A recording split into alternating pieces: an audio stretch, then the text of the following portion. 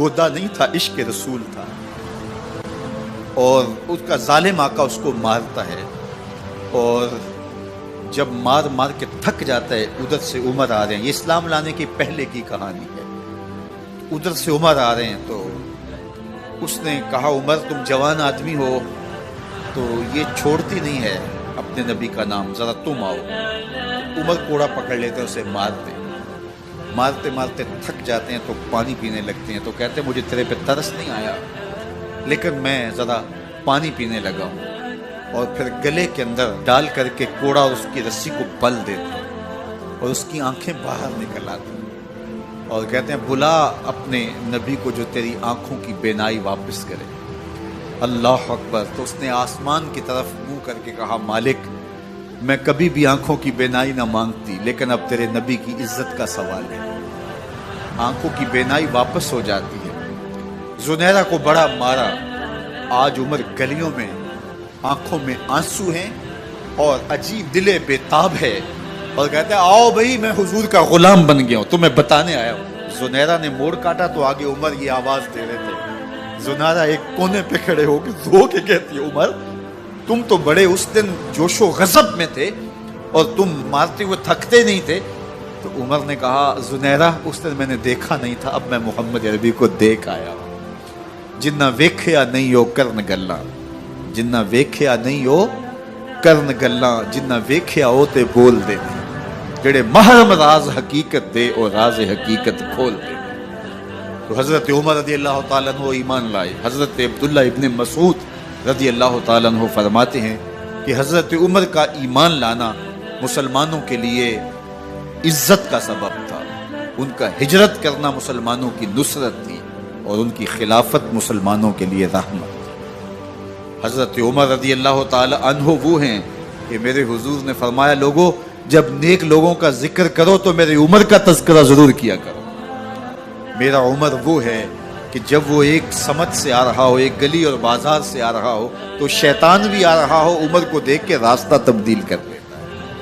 حضرت عمر رضی اللہ تعالی عنہ کی طبیعت کے اندر جو جاہ و جلال تھا، طبیعت کے اندر جو سختی تھی، وہ اسلام کے اندر آ کر بھی قائم رہی، اور آپ نے وہی سختی، وہی جاہ و جلال جو پہلے مسلمانوں کے خلاف تھا، اب کفار کے خلاف، منافقین کے خلاف حضرت عمر کی طبیعت کے اندر وہ جوش و خروش بدستور موجود ہے۔ لیکن جس دن آپ خلیفہ بنے تو اس دن آپ نے ممبر پہ چڑھ کے جو خطبہ دیا اس میں کہا لوگوں میں سخت اس لیے تھا کہ رسول اللہ نرم تھے، پھر میں سخت اس لیے تھا کہ حضرت ابوبکر صدیق نرم تھے، اب میں تخت خلافت پہ بیٹھا ہوں، اب میری سختی جو ہے وہ نرمی میں تبدیل ہو گئی، صرف فاسقوں، فاجروں اور باغیوں کے لیے میں سخت ہوں، باقی تمہارے لیے نرم ہوں۔ سب سے کم جو تنخواہ بیت المال سے اگر کسی وجود نے لی ہے تو وہ حضرت عمر رضی اللہ تعالیٰ نے صرف 2 جوڑے لیتے تھے سال میں، اور راوی کہتا ہے کہ میں نے دیکھا ہے کہ اس میں بھی 17 پیوند لگے ہوتے تھے۔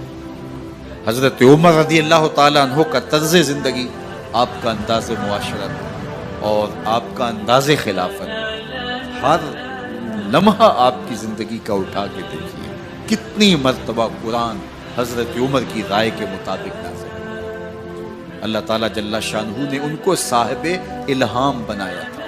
ہر امت میں کوئی صاحب الہام ہوتا ہے، حضور کی امت کا صاحب الہام حضرت عمر رضی اللہ تعالیٰ، اور آقا کریم نے انہیں اپنا وزیر قرار دیا۔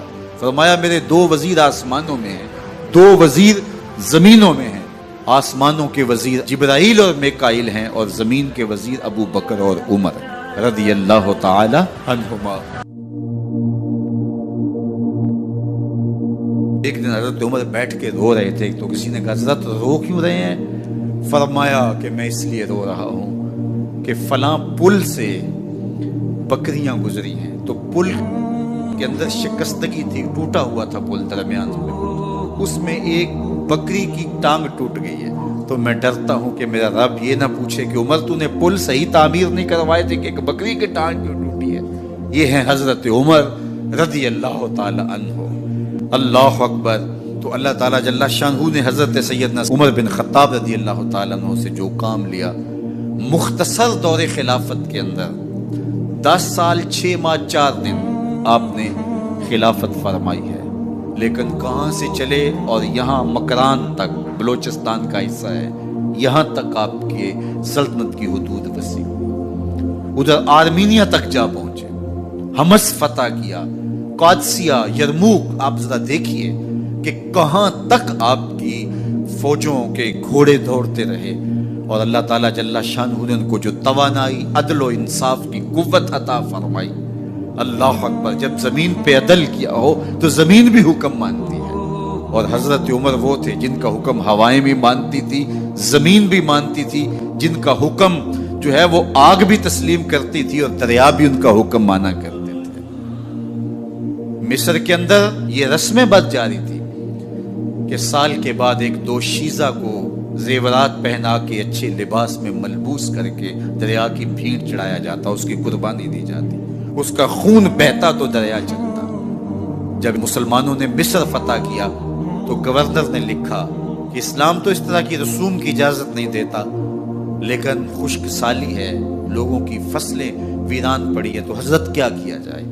تو حضرت عمر رضی اللہ تعالیٰ عنہ کاغذ کے ٹکڑے پہ لکھتے ہیں، بسم اللہ الرحمن الرحیم، مصر کے نیل کی جانب عمر کا خط لکھتے ہیں، اے نیل، اگر تو اللہ کے حکم سے چلا کرتا ہے تو چل، ورنہ ہمیں تیرے چلنے کی کوئی حاجت نہیں ہے۔ اور قاصد کو کہا یہ خط لے جاؤ اور جا کے دریائے نیل میں پھینک دو۔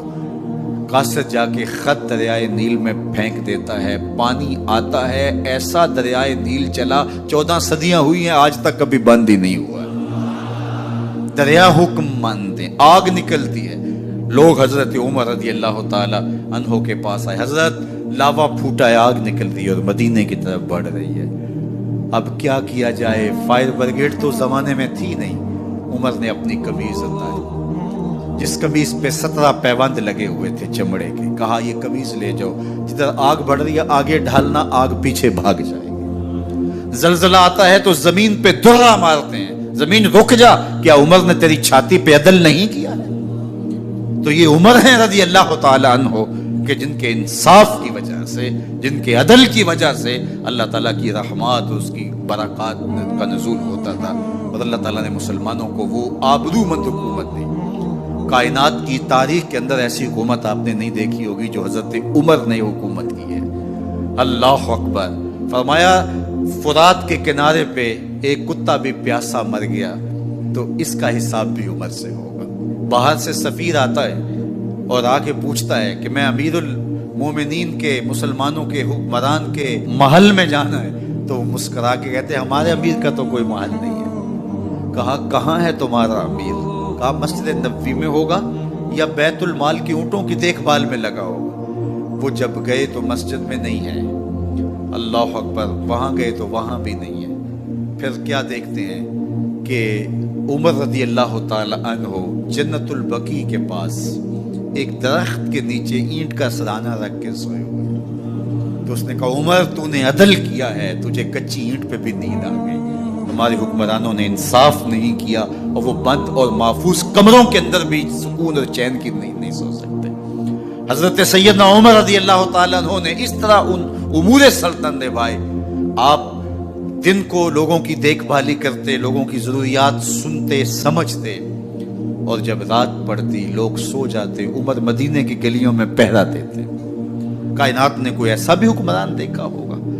اللہ اکبر، وہ مجاہد جو مختلف محاذات پہ گئے ہوئے ہوتے، ان کے گھروں کی دیکھ بھالی کرتے، ان کی ضروریات کا خیال رکھتے، ان کی آبرو کا پہرا دیتے۔